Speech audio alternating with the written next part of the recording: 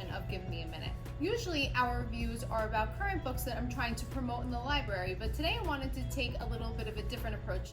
We're having theme days right now in school, and today's theme was your favorite book. So right away I start thinking about my favorite books, and there is always one that has stuck out to me. When I first became a teacher and I got my own classroom, I went straight to the bookstore and I knew that there were certain books that I definitely wanted to have in my classroom library. And this was one of the first books that I went looking for.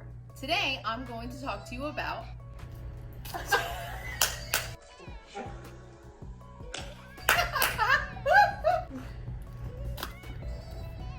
Pancakes for Breakfast by Tomie dePaola.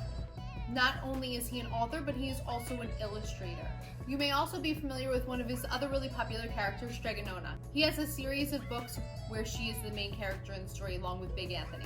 There's a lot of things that are special about this book. I can vividly remember my third grade teacher reading me this story. Originally, when I went to the bookstore to find it, I wasn't actually sure of who the author was, but I knew that the title was Pancakes for Breakfast. As soon as the person working at the store brought me over this book, I was so excited and I couldn't wait to open it. When my teacher read this story, I was captivated. I was hanging on to every word my teacher was saying about the things that were happening to the old woman in the story and all the things she had to go to finally get her pancakes for breakfast. When I opened the book, I realized that there are no words in the story.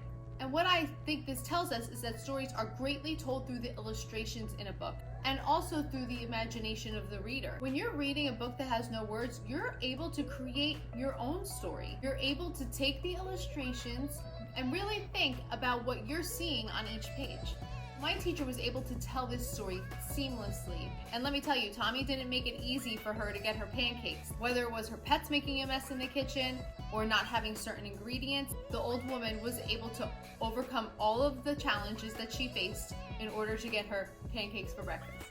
Exposing students to books without words helps them to use the illustrations in the way they are intended to. Children should be relying on the pictures to help them understand the story better. This is definitely a book that I think everybody should read at one point. You have been watching Book Review Shorts from the Oak Street Library. Tune in next week for another book review.